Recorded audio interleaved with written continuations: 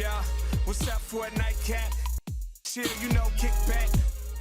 Welcome to the Nightcap. It's your girl, Carolina Sanchez, and we're having a party here on the red carpet at South by Southwest. It's the premiere of Magic City. Now, if you don't know what Magic City is, you ain't been to Atlanta and you haven't made it rain. But it's a wonderful story about the strip club and all the things that went down, how it affected hip hop, business, the women that made it rain, that made the men make it rain. And I got to talk to some of the dancers and the people behind the film. Everybody here at South by! Yes, South by Southwest. Atlanta in the building, Magic City in the building. Y'all know what the going on, the best in the world. It's a world premiere, baby. Get ready. And so what does Magic City mean to you? Oh my God, Magic City changed my life. Yeah, 18 years ago. The day that I walked into that club, I saw something that I had never seen prior to that. And when I got hired, I actually got hired because I won the amateur night contest. And I was one of the first women, if not the first woman, that Big Madge saw do the amazing pole tricks that you see today. So to go from there to now and be in this moment is such a full circle moment for me personally. I'm like, pinch me, is this real? I love it, girl. It's real, baby. Real? You here, you in Austin, baby, for the premiere. We say sweet, baby. Oh, sweet. Hey, sweet. Congratulations on a phenomenal year. Thank you so much. Yeah, that's amazing. But we're here to talk about Magic City. We are. So, what does Magic City mean to the mic? Magic City is Black entrepreneurship. It is entertainment. It is where music happens and breaks in my city. Some great wings, and for me, man, it's just it's a premier gentleman's club. And in an all-black city, to have a premier gentleman's club owned by Black ownership is a pretty significant thing. Absolutely. All right. Do you have any anecdotes from things that you've experienced or that we're about to see on screen? Oh man, if you get very excited, throw money at the screen. Somebody will pick it up. Y'all have a good night. Congrats on the premiere. Thank you so much. How was it deciding to take on the story of Magic City? Oh my God! If I had known what I was getting myself into, I'm not sure I would have. No, that's not true. It was fantastic. I mean, it was like so incredibly gratifying and so layered. I mean, there's so much that is untold about this space. So every time you peel back a layer, you learn about so many other new things about this place. So it was gratifying and incredible. I love it. So what are people going to take away other than dancing women, hip hop? I mean, there's so much to it. What are people going to take away if they've never been to Magic City? It is so much more than dancing women. This is a story of Black entrepreneurship, and not only is it a story of Black entrepreneurship with Mr. Magic, who created this club in 1985 and still owns and runs it. It's also a story of entrepreneurship with these many women that come to the club every day and hustle. Happy to be here. I'm ready to see what they put together for us. So Right, because typically what happens in the strip club stays in the strip club. I mean, yeah, but sometimes Things come out. things come out. It's good for the people that's never been. Right. So they get the front row seat to it, Absolutely. Come on, baby. Woo! It is. Hey! How does it feel to be here premiering a place that's so dear? Feels great. Feels great.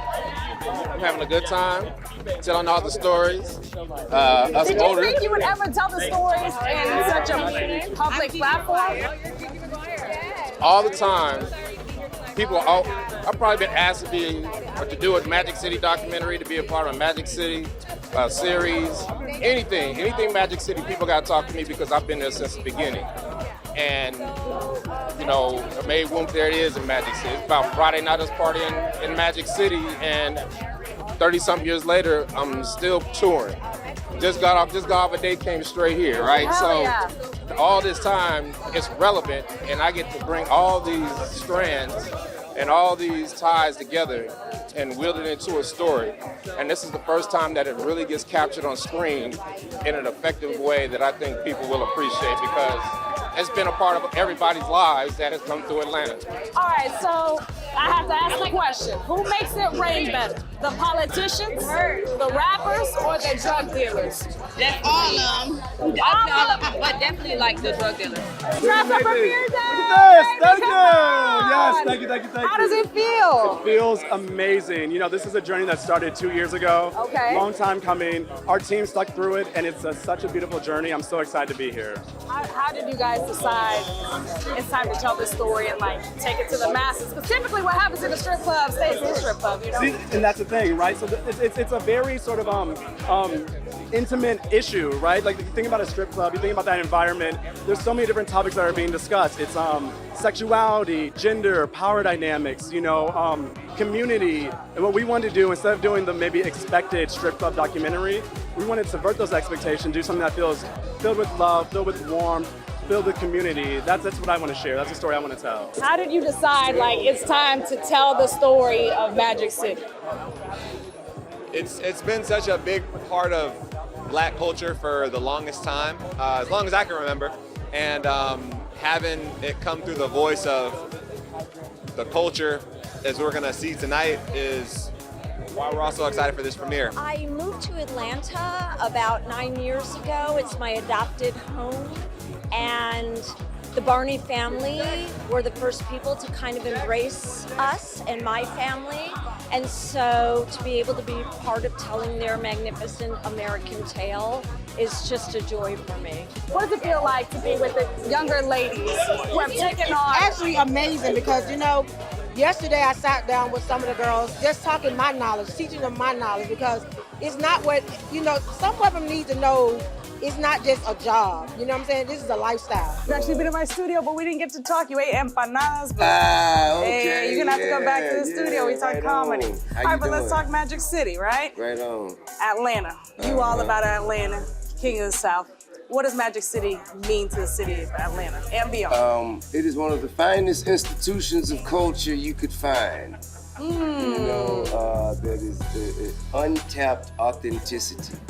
A true spirit of what the culture in the city of Atlanta represents. For people who think of Magic City as a strip club, and just a strip club, as just a strip club, there's no way that they think about the politicians that go in there, the celebrities that go in there. I don't know what you're talking about. Okay, we ain't gonna talk about, we ain't naming no names. We ain't naming no names, but they don't think about all the things that happened that helped hip hop, that helped these women create careers for themselves and empower themselves. I am not in position to speak on that. You would probably have to speak with some of the top brass executive staff of the establishment. I just know it as being a place where you go get your records played, and you go have a good time, you fellowship with the rest of the community, and you support single mothers. You know what I'm saying? That's what I know it to be, and I don't know any of the minutiae. No, we ain't gotta not talk digging about deep in the weeds. No, we don't gotta do that. Place to go have a good time, let your hair down. Did you ever think that whatever happened inside Magic City would be displayed on such a public platform? I ain't never really had many thoughts about anything but coming, having a good time, getting some wings and leaving. Do they have the best wings? I mean, you know what I'm saying? Atlanta is like a hotbed for hot wings. So I'm gonna say definitely in the top 5.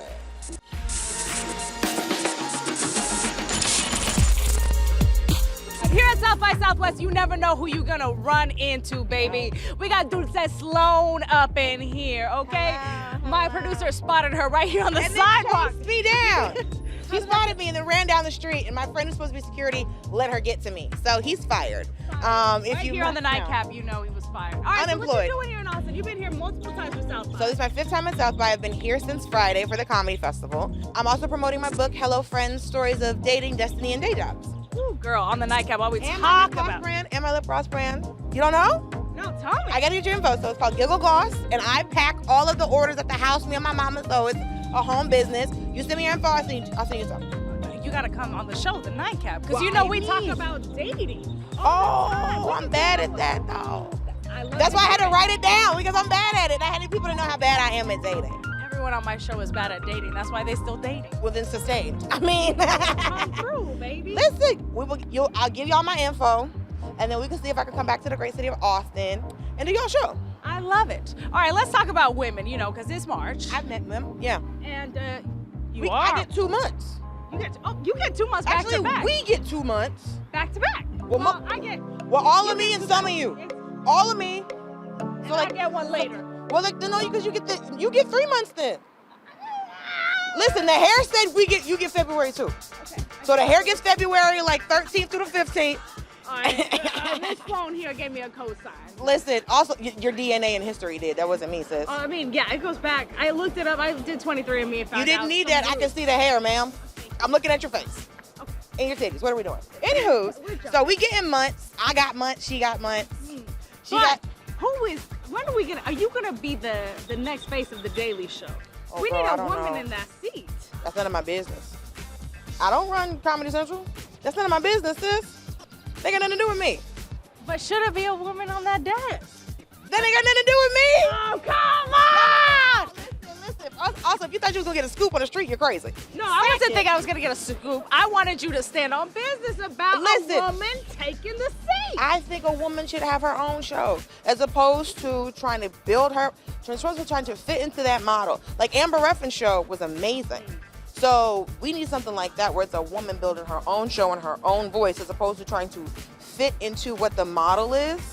Make her own show. I think that'll be more helpful than anything. Okay. Like creating her own opportunity, bringing in her own people, so then she could have the writer's room that she wants. She can have the execs that she wants. She can have the people behind her and producers that she wants, as opposed to stepping into someone else's already set up situation. Okay, yeah, absolutely. So she can give more opportunities to more women. Okay, let me shut the fuck up. I'm just trying to help. Listen, we're just waiting for an Uber. Honestly, I'm hungry. The Uber has arrived. Here? The Uber's here. It's in here. Okay. Okay, well, listen, Dulce, thank you so much for your time. Of course. It's good to meet you.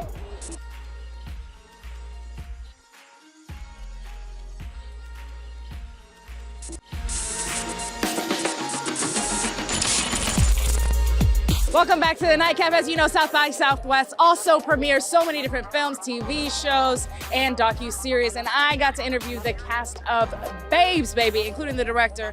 And let me tell you, it's all about the women. Congratulations on premiere day. Thank you so much. How does it feel? It feels, it's surreal.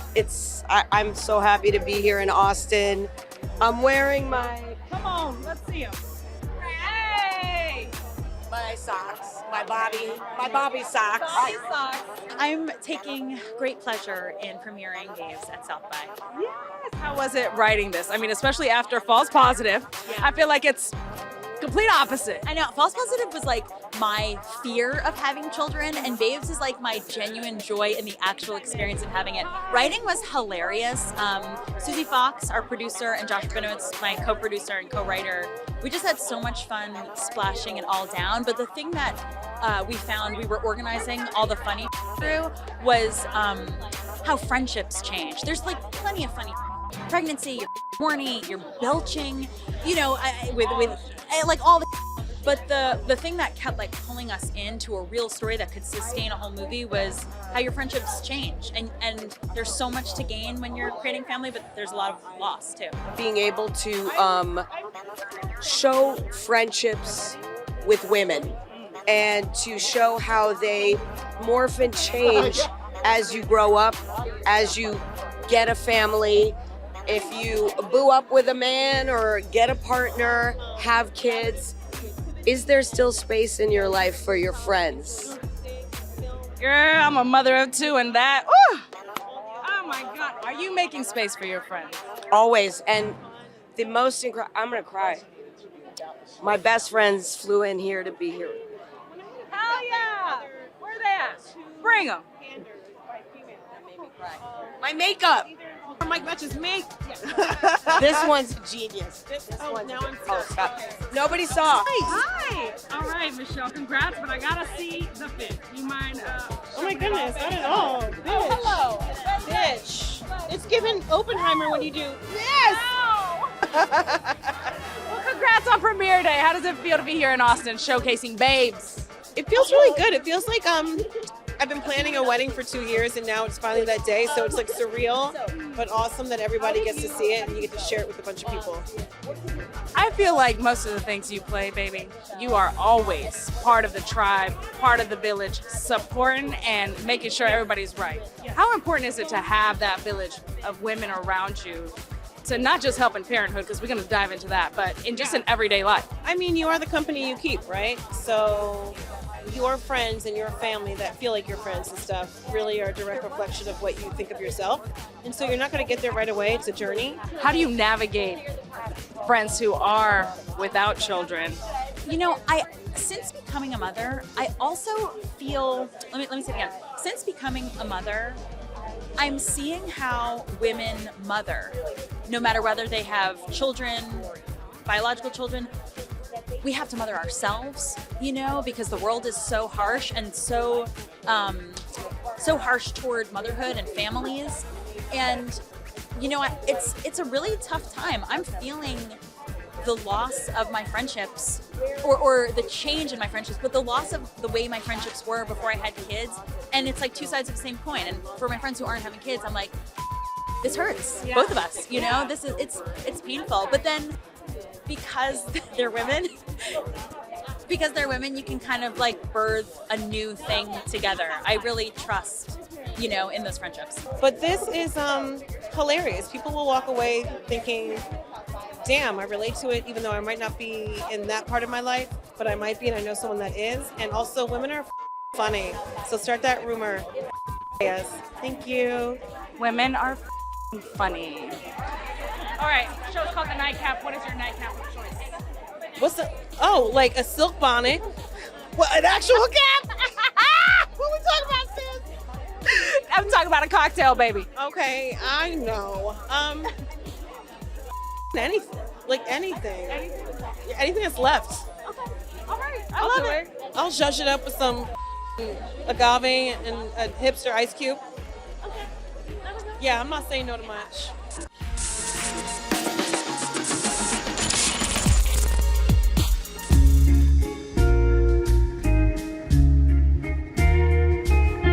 Fresh off the stage here at Far Out at South by Southwest, we've got Bantus. Okay, and we got Balthazar, the guitar player. I'm Joanna. And I'm Santiago, I'm the drummer. She's the bass player. Yeah, she's the bass player, and if you didn't see, that was hot. And you guys are from Bogota. Rollos, Bogota, 100%. I love it, my motherland.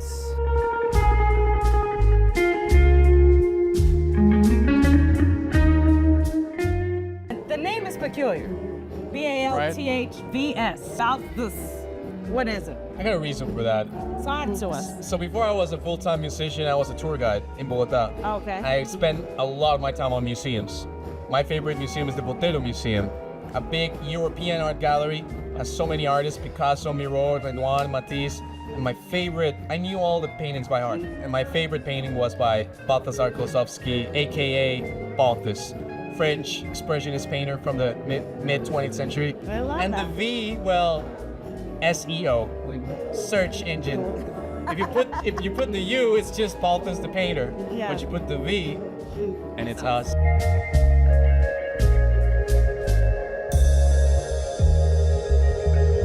Okay, so how do you describe that sound? It was fantastic, transcending, it was spectacular. Yeah, I guess put it psychedelic and groovy with a little spicy of jammy. Yeah. And a little Latin flavor, of course. Yeah, of course. Mix all of that, and you got Balthus. I love it. So how did you three link up? 6 years ago, we met Joanna. We used to play together, Balthazar and I, in a band called Aguirre Cósmico. Psychedelic. Yeah, psychedelic, like Santana stuff. Oh, okay. And we met Joanna at a concert. Well, we just get along, like. That band? Nah, let's do another one. Yeah, that was like. Yeah, that's it.